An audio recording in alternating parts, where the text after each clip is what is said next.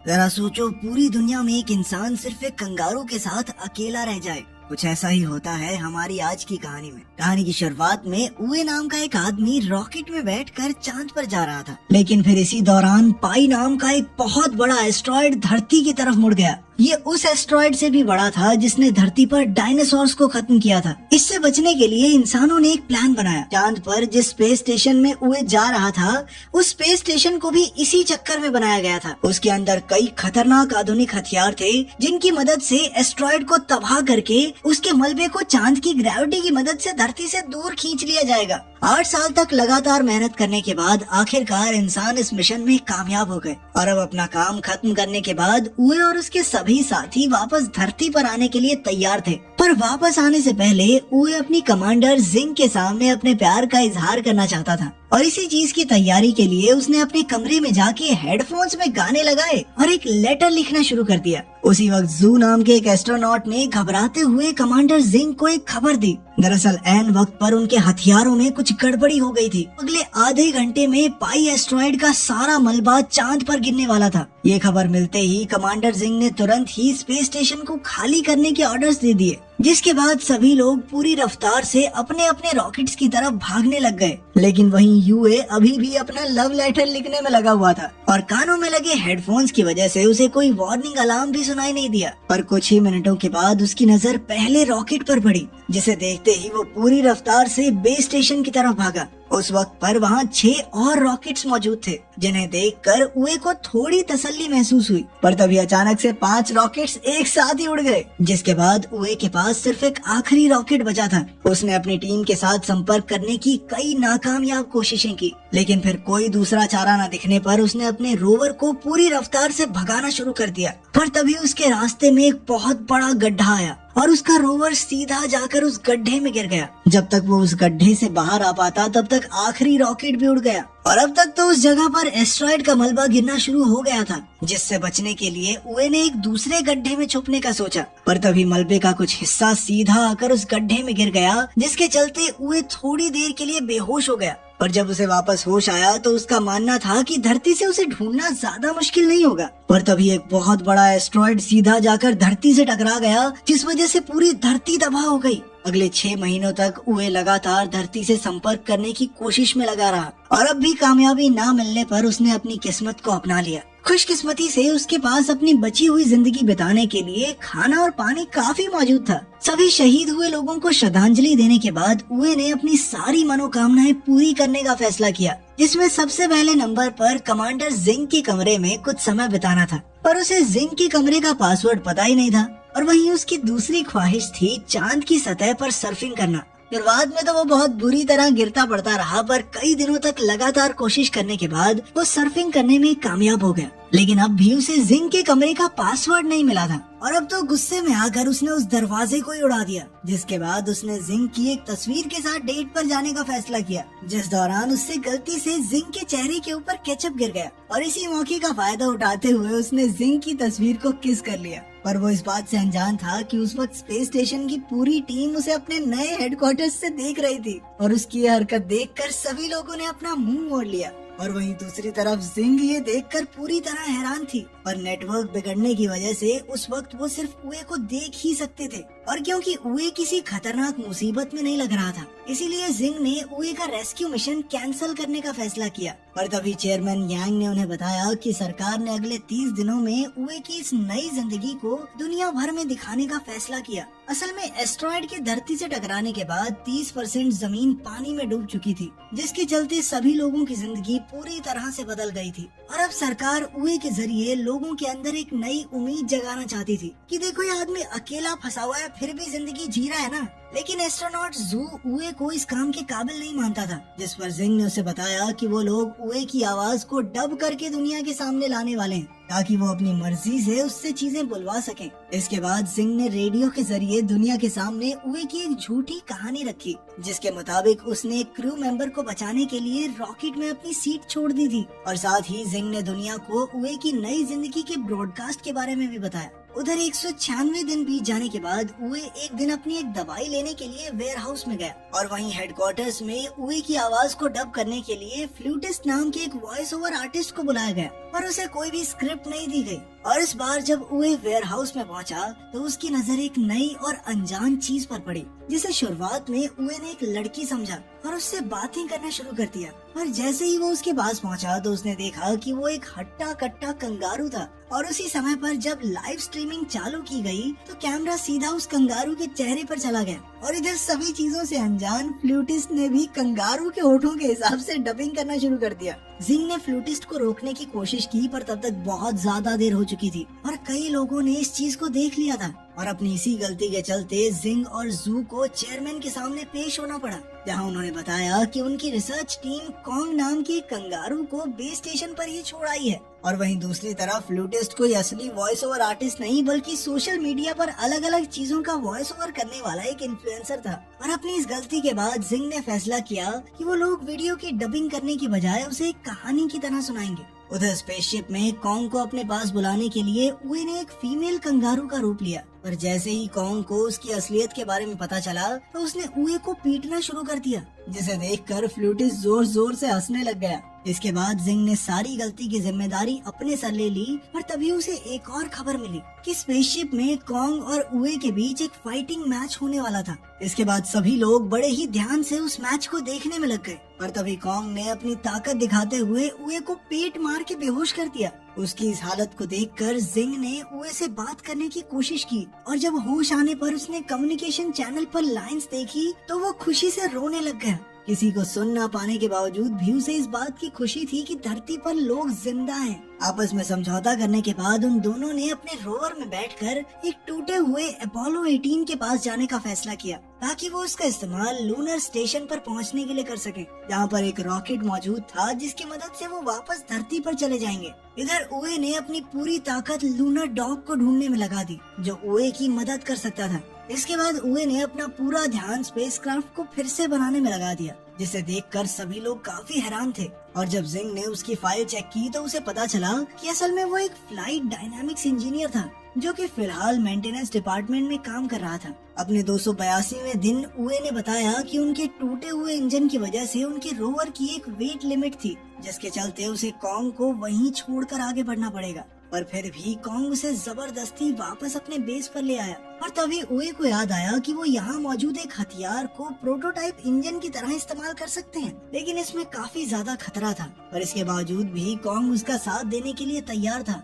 उसकी ये बात सुनकर एस्ट्रोनॉट जू ने पूरी टीम को बताया कि ये काम हो जरूर सकता है, पर सूरज ढलने से पहले उसे बेस पर लाना काफी ज्यादा मुश्किल था, क्योंकि प्रोटोटाइप इंजन सोलर पावर से काम करता था। और चांद का एक दिन धरती के 14 दिनों के बराबर होने के बावजूद भी अगर उए उसे लगातार ड्राइव करता रहा तो भी वो वहाँ तक नहीं पहुँच पाएगा। सबका मानना था कि ये काम नहीं हो सकता। पर सूरज ढलते ही उए ने उल्टी तरफ ड्राइव करना शुरू कर दिया। दरअसल वो सूरज की रोशनी से बाहर इसलिए नहीं जा सकता था क्योंकि चांद पर सूरज हटते इतनी ज्यादा ठंड हो जाती है कि वो मारा जाता। और ये देखते ही जिंग समझ गई कि उए लगातार सूरज का पीछा करने वाला है, ताकि उसके पास पूरे 41 दिनों का समय हो जाए। पर 28वें दिन ही कॉन्ग और उए पूरी तरह से थक चुके थे और इसीलिए उन दोनों ने एक दूसरे को आपस में रस्सी से बांध लिया था। और कई दिनों तक लगातार ड्राइव करने के बाद वो लोग आखिरकार इंजन तक पहुंच ही गए। वहाँ पहुँचते ही कॉन्ग ने लगातार एक बटन को दबाना शुरू कर दिया। और खुशकिस्मती से वो कोई उल जलूल बटन नहीं, बस इंजन चेक बटन था। और उसकी इन्हीं खतरनाक हरकतों की वजह से उए ने उसे काट के अंदर ही बंद कर दिया। इसके बाद वो दोनों वापस अपने बेस के लिए निकल गए, पर रास्ते में कॉन्ग का काट इंजन से अलग हो गया। और जब तक उए को इस चीज का एहसास हुआ तब तक काफी समय बीत चुका था। उए जानता था कि अगर वो कॉन्ग को लेने के लिए वापस गया तो सूरज की रोशनी उसके हाथ से निकल सकती है। उए ने एक बार तो कॉन्ग को वहीं छोड़कर आगे बढ़ने का फैसला किया और उसकी हरकत देखकर सभी लोग काफी हैरान थे। पर कुछ ही मिनटों बाद वो पूरी रफ्तार से वापस कॉन्ग की तरफ मुड़ गया और थोड़ी देर तक वापस चलने के बाद वो आखिरकार कॉन्ग तक पहुंच ही गया। पर अब सभी कैलकुलेशंस के बाद सबका मानना था कि वो लोग समय रहते वापस नहीं लौट पाएंगे। इसीलिए जिंग ने सभी लोगों को जल्द से जल्द लूनर डॉग को ढूंढने का आदेश दिया, ताकि उसकी बैटरी की मदद से उए वापस अपने बेस तक पहुंच सके। इधर काफी समय से बिना सोए लगातार गाड़ी चलाने की वजह से उए और कॉन्ग दोनों ही काफी ज्यादा थक चुके थे। पर तभी सूरज ढलने की वजह से अब उनके पास सिर्फ 5 घंटे की बैटरी बची थी। पर तभी लूनर डॉग अचानक से एक्टिवेट हो गया पर पावर सेविंग मोड में होने की वजह से वो उन दोनों को नहीं ढूंढ सकता था। उधर बेस से 55 किलोमीटर दूर बैटरी खत्म होने की वजह से कैबिन पूरी तरह से जम चुका था और मजबूरन उए और कॉन्ग को शिप से बाहर आना पड़ा। उधर एस्ट्रोनॉट जू ने लूनर डॉग का कंट्रोल अपने हाथ में लेकर उसे उए तक पहुंचाने का फैसला किया, पर रास्ते में ही बैटरी खत्म होने की वजह से लूनर डॉग एक बहुत बड़े गड्ढे में गिर गया, जिसे देखकर धरती पर सभी लोग बहुत निराश थे। उधर उए और कॉन्ग तारों को देखते हुए आपस में बातें कर ही रहे थे कि तभी उए एक बार फिर से जिंग की यादों में खो गया और तभी थोड़ी देर बाद जब उसे होश आया तो उसने देखा कि कॉन्ग एक कांच की रिफ्लेक्शन का पीछा करते हुए इधर उधर भाग रहा था। इससे उए को एक आइडिया आया और उसने कॉन्ग की पीठ पर एक स्लेज बांध दिया, जिसके बाद उसकी सर्फिंग प्रैक्टिस बहुत काम आई। अब वो दोनों बड़ी ही तेजी से आगे बढ़ रहे थे, पर तभी उनके सामने एक बहुत बड़ा गड्ढा आ गया, जिसे पार करने के लिए उए ने बड़ी ही चालाकी से नाइट्रोजन टैंक्स का इस्तेमाल किया। उसकी ये कामयाबी देखकर धरती पर सभी लोग काफी ज्यादा खुश थे और अब उन सभी में एक नई उम्मीद जाग गई थी। दूसरी तरफ अपनी बहादुरी की वजह से उए को धरती पर कई सम्मान मिले, जिन्हें लेने के लिए चेयरमैन खुद जाया करते थे। तभी जिंग ने चेयरमैन को बताया कि आने वाले 3 महीनों में कम्युनिकेशन लाइंस ठीक होने वाली थी, जिसके बाद वो लोग उए से संपर्क कर सकते हैं। धीरे धीरे चीजें वापस से ठीक होने लगी थी, पर कोई ये नहीं जानता था कि पाई एस्ट्रॉइड का एक बहुत बड़ा हिस्सा अभी भी खतरा बनकर उन सभी का इंतजार कर रहा था। उधर उए और कॉन्ग आपस में खेल रहे थे कि तभी कॉन्ग ने गलती से कुछ तारों को छू दिया, जिसके बाद उए को स्क्रीन पर पिछली बार की तरह कुछ सिग्नल्स दिखाई दिए। ये देखकर अब उए को लग रहा था कि शायद धरती पर कोई जिंदा नहीं बचा है और शायद पहले भी कॉन्ग ने इसी तरह तारों से कुछ छेड़खानी कर दी होगी और तब वो सिग्नल आए होंगे। ये देखकर उए काफी ज्यादा उदास हो गए और उधर जिंग ने अपनी पूरी ताकत से कम्युनिकेशन लाइंस ठीक करने का काम शुरू करवा दिया। कुछ दिनों बाद उए ने कॉन्ग के लिए एक महिला कंगारू का खिलौना तैयार किया और खुद सब खत्म करने के लिए शिप से बाहर चला गया। अब उए बहुत हताश हो गया था, इसीलिए जिंग ने पूरी दुनिया को बताया कि असल में उए क्या महसूस कर रहा है और साथ ही उसने सभी लोगों से मदद मांगते हुए कहा कि अपने फोन की फ्लैश लाइट को चांद की तरफ मोड़ दें। उधर उए जहाज से दूर अपना हेलमेट खोलने ही वाला था कि तभी उसकी नजर धरती से आ रही रोशनी पर पड़ी और ये देखते ही वो अपने घुटनों के बल बैठकर रोने लग गया। थोड़ी देर बाद बेस पर वापस जाकर जब उए ने कम्युनिकेशन बटन ऑन किया तो वो आखिरकार अपने सभी साथियों को सुन पा रहा था, जिन्होंने उसे धरती पर चल रही उसकी लाइव स्ट्रीमिंग के बारे में बताया। पर इसके बावजूद उए कुछ बोल नहीं रहा था, इसीलिए सभी लोगों ने जिंग को उसके सामने खड़ा कर दिया, जिसके हेलो बोलते ही वो काफी खुश हो गया। अगले कुछ दिनों तक सभी इंजीनियर्स ने उए को उसका स्पेसक्राफ्ट सही करने में मदद की, लेकिन खुश तो सिर्फ वो जिंग को देखने के बाद ही होता था। और आखिरकार स्पेसक्राफ्ट तैयार होने के बाद एक रात उए को जिंग से अकेले बात करने का मौका मिल गया, जिस दौरान उसने उए को बताया कि उसने मेंटेनेंस डिपार्टमेंट सिर्फ और सिर्फ उसी की वजह से ज्वाइन किया था। असल में उए पहले इस डिपार्टमेंट में काम करने के लिए तैयार नहीं था, पर तभी उसकी नजर पास से गुजर रही जिंग पर पड़ी और जिंग को देखते ही उसे प्यार हो गया। अब उसने सोच लिया था कि भाई चांद पे तो मैं जाके रहूंगा, इस बंदी के साथ रहना है तो रहना है। जिसके बाद वो मेंटेनेंस डिपार्टमेंट में छोटा सा काम करने को भी तैयार हो गया। उसकी ये बात सुनकर जिंग ने भी उसे बताया कि उस दिन रॉकेट में बैठते वक्त उसने उए को भागते हुए देख लिया था और अफसोस वो उस वक्त उसका इंतजार नहीं कर सकती थी। उनकी इस बातचीत की वजह से किसी का भी ध्यान धरती की तरफ बढ़ रहे एस्ट्रॉइड के ऊपर नहीं गया। अगले दिन कॉन्ग और उए अपने घर वापस आने के लिए पूरी तरह तैयार थे और अपनी टीम की मदद से उन्होंने आखिरकार स्पेसक्राफ्ट को सही सलामत लॉन्च भी कर लिया, जिसे देखकर सभी लोग काफी ज्यादा खुश थे, क्योंकि उए और कॉन्ग चांद पर 923 दिन बिताने के बाद आखिरकार स्पेस स्टेशन में पहुंच गए थे। और तभी जू ने एक अर्जेंट मीटिंग बुलाकर सभी को पाई के उस बड़े हिस्से के बारे में बताया जो तेजी से उनकी तरफ बढ़ रहा था। और वहीं चेयरमैन का मानना था कि सिर्फ एक ही आदमी उन्हें इस खतरे से बचा सकता है, क्योंकि उसके जहाज का इंजन अपने आप में एक हथियार था। वो आदमी कोई और नहीं बल्कि उए ही था। ये सुनते ही जिंग ने कंट्रोल रूम में जाकर लाइव स्ट्रीमिंग को बंद कर दिया, जिसकी वजह से सभी लोग काफी हैरान थे। पर इससे पहले कि वो उए से बात करती, उसे पहले ही इस खतरे के बारे में पता चल गया था। असल में उसने हेडफोन्स के जरिए उनकी सारी बातें सुन ली थी और अब वो जानता था कि मिसाइल्स में इंजन्स ना होने की वजह से उसे खुद उन मिसाइल्स को एस्ट्रॉइड से टकराना पड़ेगा और मिसाइल के एक्टिवेट होने से पहले उसे अपने स्पेसक्राफ्ट में वापस भी आना होगा। इस मिशन में उसके जिंदा बचने के चांसेस बहुत ज्यादा कम थे, और इसके बावजूद भी वो इस काम को करने के लिए तैयार हो गया, क्योंकि वो जानता था कि अब धरती को बचाने की जिम्मेदारी उसी के कंधों पर है। और साथ ही उसने जिंग को कहा कि अगर वो मर गया तो अपने लिए किसी और को ढूंढ ले, क्योंकि वो उसे अकेले उदास जिंदगी बिताते हुए नहीं देखना चाहता। उए के हामी भरते ही धरती पर सभी लोगों को अंडरग्राउंड बंकर्स में जाने के आदेश दे दिए गए। इसके बाद उए ने सबसे पहले कॉन्ग को उसकी सीट से बांध दिया ताकि वो सही सलामत धरती पर पहुंच सके। लेकिन कॉन्ग अपने दोस्त के साथ ही रुकना चाहता था।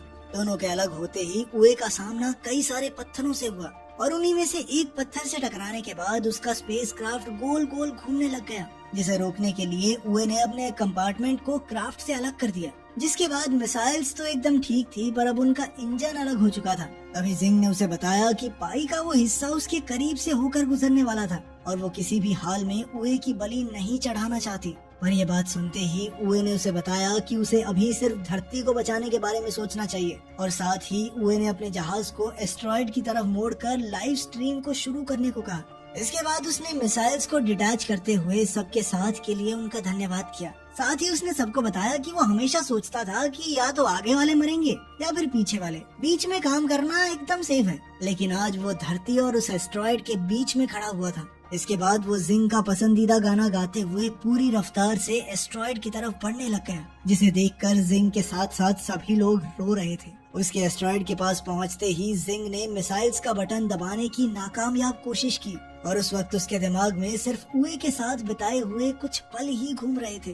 पर तभी उए ने उसे उसकी जिम्मेदारी याद दिलाते हुए बटन को दबाने को कहा, जिसके कुछ ही सेकंड बाद एक बहुत बड़ा धमाका हुआ और वो एस्ट्रॉयड छोटे छोटे टुकड़ों में बिखर गया। वो छोटे छोटे टुकड़े धरती से टकराते हुए तारों की तरह लग रहे थे, जिन्हें लाखों लोगों के साथ साथ कॉन्ग भी देख सकता था। तभी भीड़ में मौजूद एक लड़के ने अपनी छोटी बहन को बताया कि आज वो लोग अपने घर सिर्फ मून मैन की वजह से जा पाएंगे। अगले 10 सालों में सभी की मेहनत की वजह से धरती वापस सही हो चुकी थी। और तभी स्पेस प्रोग्राम की नई चेयरमैन लैसी ने सभी को बताया कि अब इंसान एक बार फिर से चांद पर जाने वाले हैं। और उधर सिंह भी एक बार फिर चांद पर जाने के लिए तैयार थी, जहां पहुंचते ही उसे उए के चांद पर बिताए हुए पल दिखाई दे रहे थे, जिन्हें देखते हुए उसकी आंखों में खुशी के आंसू थे। इसके बाद अपनी एक साथी के साथ धरती को देखते हुए उसने बताया कि 10 साल पहले फटे एस्ट्रॉयड का मलबा आज धरती के चारों तरफ एक रिंग की तरह घूम रहा था, जो उन्हें हमेशा हमेशा मून मैन की याद दिलाता रहेगा।